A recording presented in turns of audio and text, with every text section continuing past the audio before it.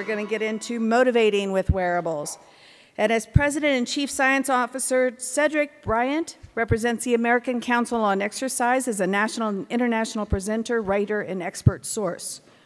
Bryant has authored, co-authored, or edited more than 35 books and written over 300 articles and columns in fitness trade magazines and peer-reviewed exercise, science, and sports and medicine journals. Please join me in welcoming Cedric and his panel to the stage. Well, good afternoon, everyone. Thank you, Julie, for that kind introduction and also for the opportunity to moderate this great panel here. Before we get started, I just want to encourage you all, if you do have questions, just simply raise your hand, project your voices. I'll repeat your question so everyone else can hear it. But if you're not ready to do that, I have some warm-up questions for this esteemed panel that I think will help set the stage for us. Before we get started, I'd like to ask each of the panelists if they could tell us a little bit about themselves as well as their businesses. And we'll start with Lee Jordan, who's directly to my left here. Hi, my name is Lee Jordan. I spent several years in the IT field in the Washington, D.C. area. Before I was called into wellness field, now I'm an adjunct professor as well as a health coach around integrative wellness and health behavior change principles. I work with as a consultant, which is for apps and fitness-related items, helping people put behavior change constructs, engineer it into their products to encourage and increase engagement so it doesn't end up in the bottom of a drawer, 6 months later. I'm Megan Smyth, co-founder and CEO of FitReserve. FitReserve is a premium all-access fitness membership that allows you to mix and match classes across a network of over 1,000 studios and gyms. My name is Sharad, CEO and co-founder of TRAINERIZE. Our company, we're on a mission to make fitness accessible, and we do that by empowering trainers and health clubs, use technology to connect with more clients around the world. We've been around for 10 years right now, and we have about 100,000 coaches, coaching over 1 million people within 10,000 clubs. Thank you, guys.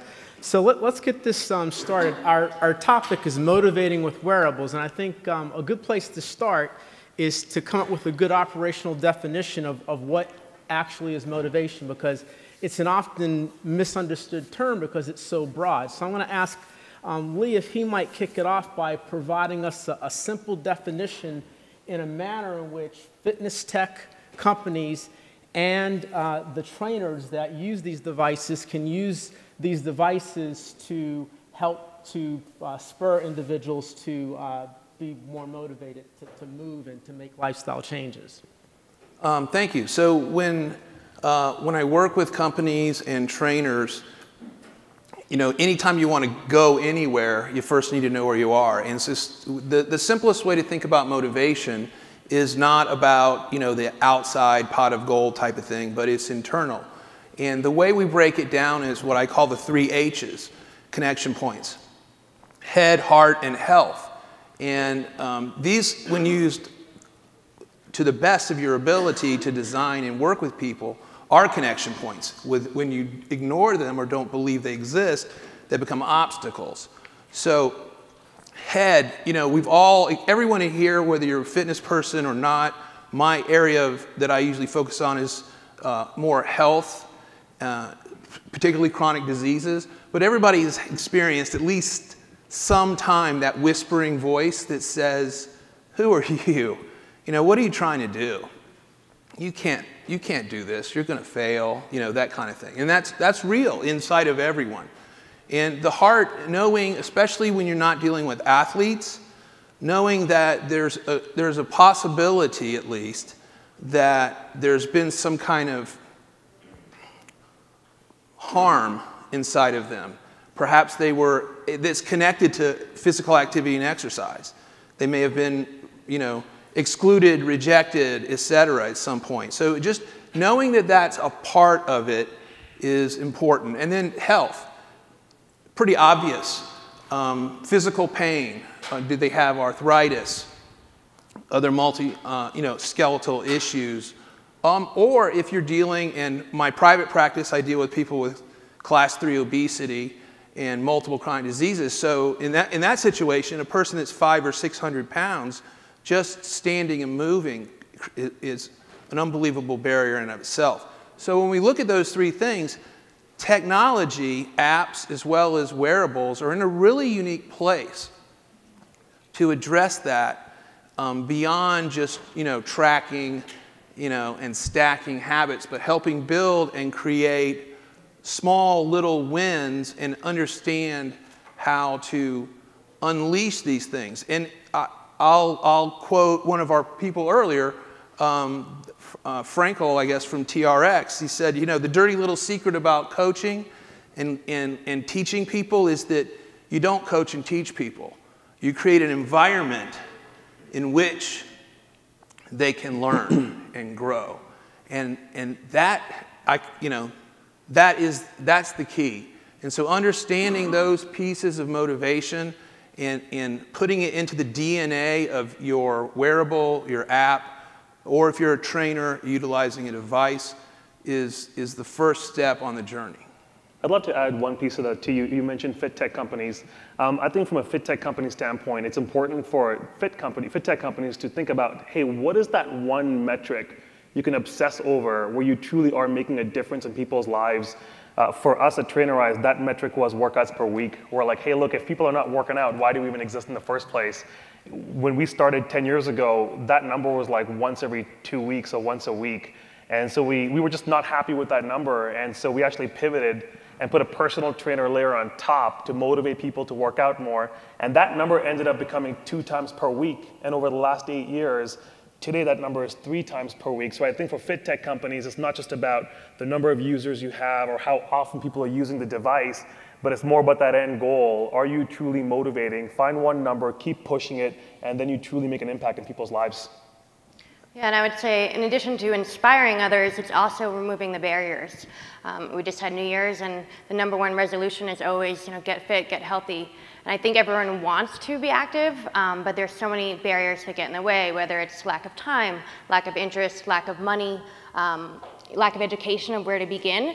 So I think where fit tech companies can be really powerful is by removing those barriers, taking away the friction, and making it as simple as possible. So with FitReserve, our goal is to simplify your active life, make it as easy as possible to find a broad variety of workouts in convenient locations at a more accessible price point. So Megan, let's build on what you just alluded to in that we're in that New Year's resolution time, and we're at the period, ironically, where many people's motivation starts to wane a bit.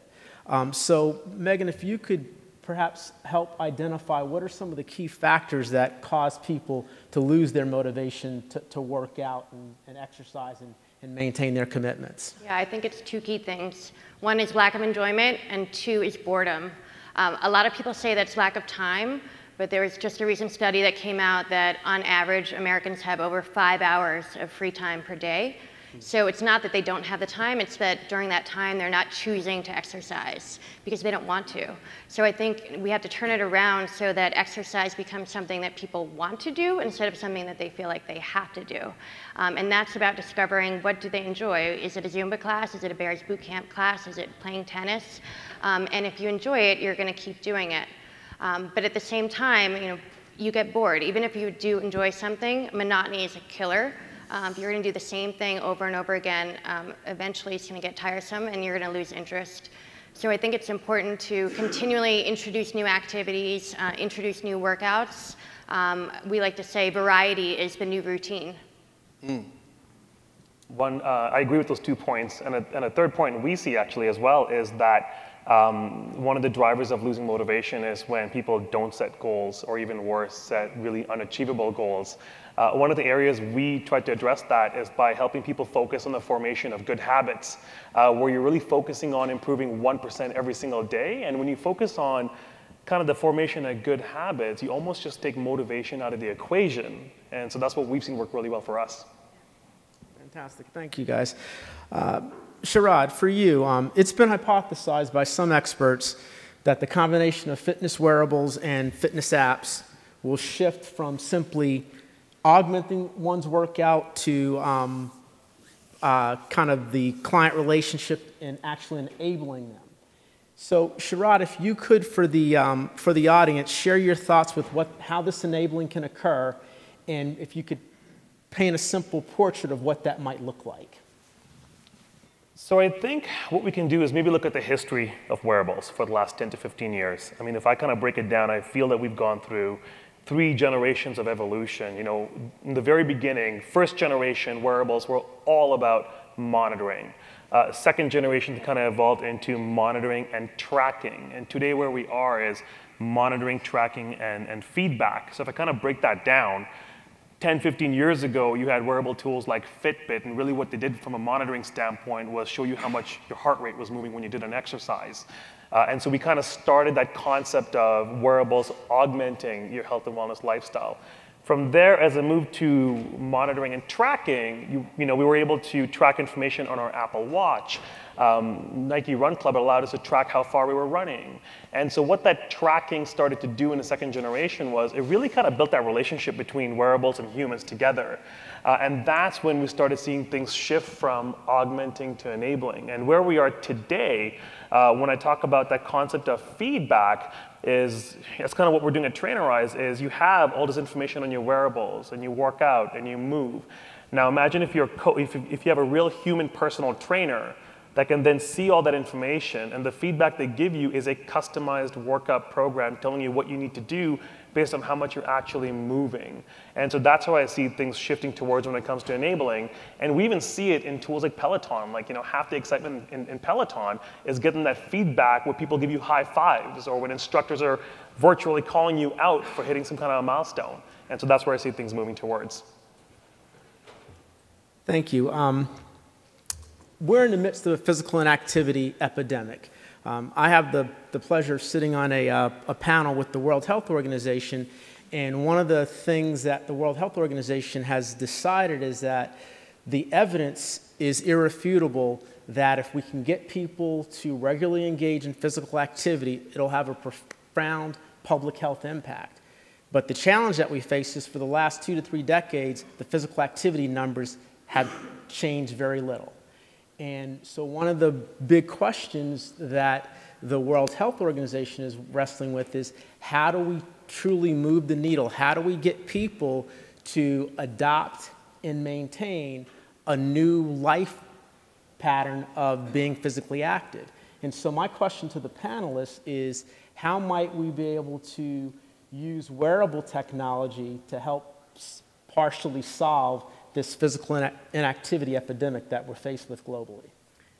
Yeah, I would say, as Sharad said, there's so much data out there now, so it's really exciting that we have all this data, but people don't know what to do with it. So it's now a matter of taking it to the next level, getting the human coaches involved, and coming up with personalized plans, 360-degree plans of taking into consideration nutrition, sleep, recovery, heart rate, putting that all together so that you really have a personalized plan for you, because what works for someone else may not work for you, and if it's not the right plan for you, you're not going to do it. It's going to become overwhelming. So I think that personalization, the recommendation, the coaching, and the planning ahead, I think that is really key to getting people to the next level of, what do we do with all this data? What does it mean for me?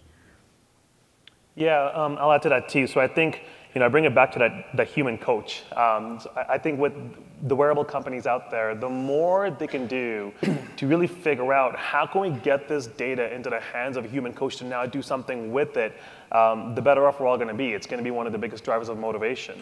And with that, one thing, the beauty of wearables is that there's a third component that we're now seeing entering into this concept of a training program. Training programs for the longest time was thought about as simply fitness and workouts. Like, what should I do when I work out? But if you think about it, you're not going to work out more than maybe twice or even 3 times a week, and that's if you're really active. And so the second part of it now is nutrition. And nutrition is really moving away from meal plans, but more about what choices do you make when you have food choices in front of you. And you complement that now with a habit program. So the way I see things moving towards is where wearable companies think about how do we match with the coach, and with the coach, how do we now evolve the concept of a training program to simply being fitness, but combining workouts, food choices, and how you improve habits as well. Lee, do you have anything to add? I would just add to that as you've said, being personalized or meaningful and habits, which you've thrown out there a couple times, so critical. People believe to accomplish something extraordinary, you must do something extraordinary, but it's really ordinary items done daily.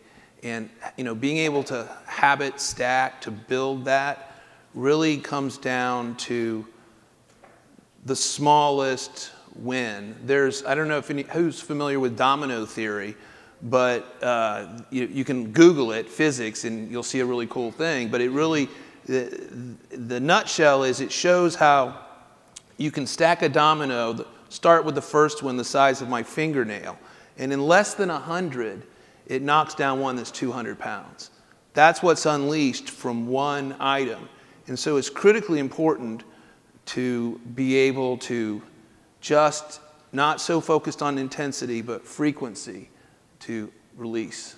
And I think we're going to start seeing a rise in that too. Like even right now, I was walking the floor with our COO, a guy named Farhad, and when we're walking down the Innovation Center, he was like, man, everything around here is sleep stuff. And it's just, we didn't see an entire floor just dedicated to sleep technology. And so I think one of the key things the industry is going to have to figure out is when we say habits, okay, well, what areas of habits are we trying to improve when it comes to that 1% improvement? Sleep seems to be an obvious area we're going to be focusing on. I think activity and movement is another obvious one too. If you look at just Apple Watch, is the one main thing they're looking at is how many calories you burn by moving. And then I think there's an opportunity again within nutritional food choices. And the fourth piece I would say, which can get really interesting, is mindfulness. That's an element of improving your habits daily as well. Amen. Thank you. One of the challenges that I think people face with these wearables is that long-term utilization rates tend not to be the best. Very much like what we used to see in the fitness industry where people would buy new pieces of exercise equipment only to use them as coat racks shortly thereafter. And we see similar things in that people will adopt utilization of these wearable devices only to see them take space on a shelf somewhere. Can you offer some advice or tips on how we might change that trend? I think it comes back to understanding what it means. People talk, oh, my heart rate's 50 beats per minute, but what does that mean? What should I be doing? How do I get to the next level? So I feel like if you have the data and it's just sitting there and you don't know what you're supposed to do or what your goal should be and what you should be trying to improve, you're going to put it back in the drawer because otherwise it's just going to be an accessory. So I think it's really understanding what this data means and how we can analyze it and use it to our advantage. Yeah, I mean, for me, it comes down to personalization. I'd even say like hyper-personalization. That's what it's going to take for that Fitbit tracker to not be thrown into a drawer. Like, when someone wears a Fitbit and it says, hey, you took 10,000 steps today, like we believe the next question is going to be, okay, well, now what? Right. And the way we can drive personalization, again, bringing it back to take that data, pass it to someone now who can do something with that, and that individual now has the power to personalize a program for you based on your life, based on what you have going on, and that's what it's going to take to actually want to use that wearable and have fun with it.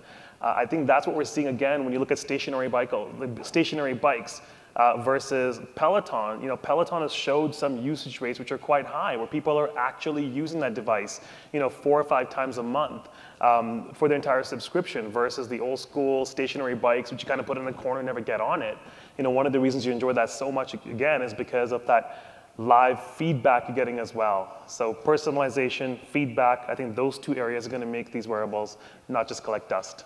I would also say the social factor. I mean, we see group fitness is one of the fastest growing categories of the fitness space, and part of that is because of the social aspects of it.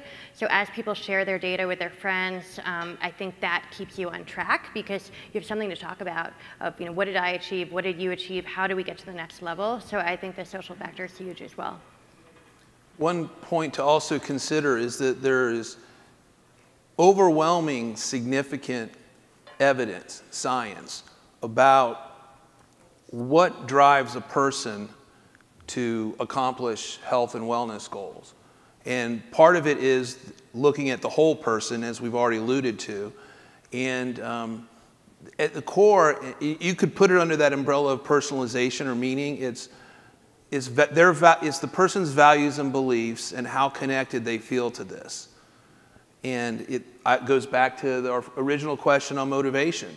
And having a person that's trained in that evidence approach to augment with things is the best case scenario. But it's even easier to do when you have that sewn into the DNA.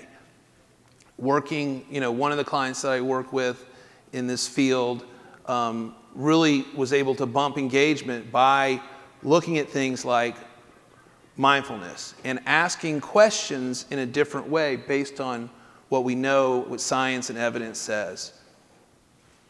Thanks. And building on that, that kind of theme that both you and Sharad brought up in terms of kind of the personalization of the coaching or the experience, partnering a person's wearable with a human coach, whether that's live or online, seems to be very critical to being able to deliver that personalized experience. So what do you believe are the future opportunities in this realm of coaches being connected to people through their wearable devices? I see two opportunities. I alluded to one of them earlier on about habit coaching.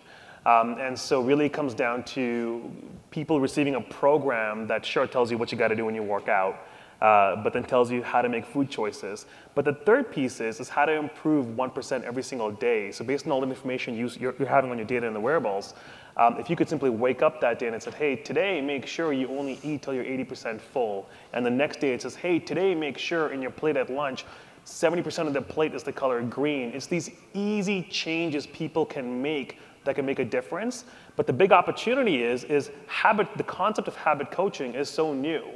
Is there a standardized habit program or curriculum that someone can simply assign to a person? The answer is no. And so there's an opportunity right now through all the evidence and data we have out there to standardize the concept of what habit coaching is, and that's going to be the trend for the next 10, 20 years. The second piece I see is AI. We haven't talked about that too much, but AI is going to be quite interesting. I believe AI is going to radically change how personal trainers train. Some believe AI can replace the personal trainer. I think in the future we have an opportunity for both kinds of companies to get out there that says, hey, based on machine learning, we can now have an AI engine telling a person what they need to do. That's one segment. I do believe it can work. The part I really believe in, though, is how can we use AI to eliminate all the low-value work for personal trainers? And then based on what a person is doing and all the data that they have from their wearables, how can we serve something up to a trainer saying, hey, based on the way this client lives their life, here's the kind of program they need. And a personal trainer can then do what they do best, which is hyper-personalized based on machine learning. Thanks. In terms of trying to kind of bring things to a close here, what technology trends do you expect to see to continue in the fitness space that might help drive motivation and ultimately behavior change? I wouldn't have said this before 2 months ago, but I think in-home training, there's just so much in there. And the reason I say that is because I recently bought a Peloton. And man, that thing is so much fun. Like I get on it, I'm riding, I'm cheering, and it's because of all that live feedback I'm getting high fives. Coaches are yelling my name out when I hit a milestone. So I think in-home training, there's so many opportunities there. We're looking at it going, well, how can we now connect clubs to people at home? Where if you're at home right now, you can get up and go, hey, Alexa, give me my Equinox workout of the day. And Alexa just starts talking, and you have a trainer telling you what to do, and what you feel is a connection to the gym. So I think in in-home training, there's lots of opportunities, and it's going to be an exciting space to watch. I agree. I think in-home is a huge opportunity. Especially millennials and Gen Z are always on their phone. They're in the on-demand economy, but they're also looking for experiences. So I think it enhances the physical, but I don't think it completely replaces it. I think people still want that human interaction, and I think it's complementary. But I think that the key is really how do we bridge the gap between the physical and the digital so that it's 360 and that you can do both. And I'll just take it kind of from a slightly different perspective, and look at it as a health issue. As we know, 5% of the people create over 50% of the cost. And Kaiser has done a very long study, and they've come to the conclusion that the way they were doing chronic care was losing money, And they launched a new way, which they've done they're doing it in 3 states, and the results are in. And what a piece of that, which they call, and not an integrative model, which is what I would call it, they call it a leveraged model. And a piece of that is technology. And there's 4 prongs in that. I won't bore you with the details, but one of them is wearables. And and it's having people that understand that wearable and how to utilize it as part of the care team. And so I really think that because of healthcare costs, and everybody agrees sick care is not health care, and what we're seeing there, that this is going to be a study that's going to be talked about a lot. And they've already shown a 10 to 15% reduction in cost to their users, and we're able to take $1 billion a year, because they've been doing this for a few years, to invest in underserved, underutilized populations, putting it sort of back in there. And so that really, I think that piece is huge. Well, I want to make sure that we stay on schedule. I don't want Julie to come out here and give us the hook. But please join me in thanking our panelists for doing such a wonderful job.